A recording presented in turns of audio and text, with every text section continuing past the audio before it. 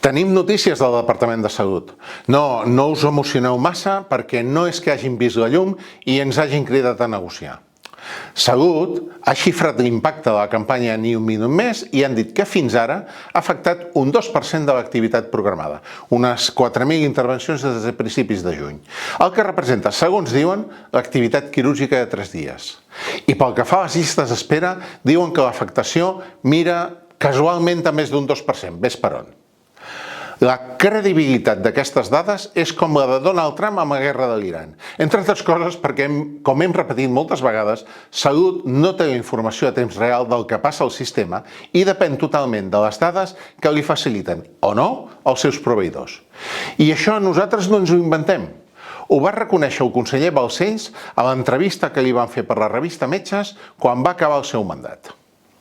De totes maneres, us sembla que siguin els mateixos professionals els que ens expliquin l'afectació real de la campanya als seus centres? Endavant vídeo.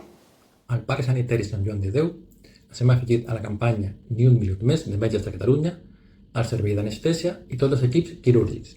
Això ha donat lloc a la suspensió de 133 intervencions quirúrgiques que estaven programades durant el mes de juny, el que representa aproximadament un 15% de tota l'activitat quirúrgica mensual de l'hospital.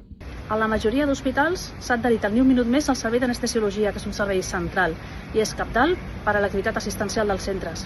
A l'Hospital Universitari de Bellvitge, aquest any s'està realitzant, depèn de la setmana, entre un 10 i fins a un 30% menys de l'activitat que les mateixes setmanes de l'any passat. Des de l'Hospital General de Granollers ens envien dades al servei d'anestèsia. Des del 15 de juny fins al 26 de juliol s'han suspès 112 mòduls, que vol dir unes 300 intervencions del servei d'anestèsia, tant en intervencions quirúrgiques com proves especials, i suposa entre un 10 i un 15% de l'activitat. Curiós 2%, veritat? L'estratègia de Salut és clara i permeteu-me dir-ho una mica matossera. Aquí no està passant res i el sistema funciona a les mil meravelles. Són 4 metges friquis. Sí? Segur? Doncs seguirem apretant. Fins quan? Fins que Salut actuï amb la responsabilitat que se li pressuposa i faci com els seus homòlegs d'Euskadi i la Comunitat Valenciana, on, fixa't tu, han arribat a acords amb els sindicats mèdics que han permès aturar les mobilitzacions autonòmiques. Perquè diguin el que diguin, sí que es pot, si es vol.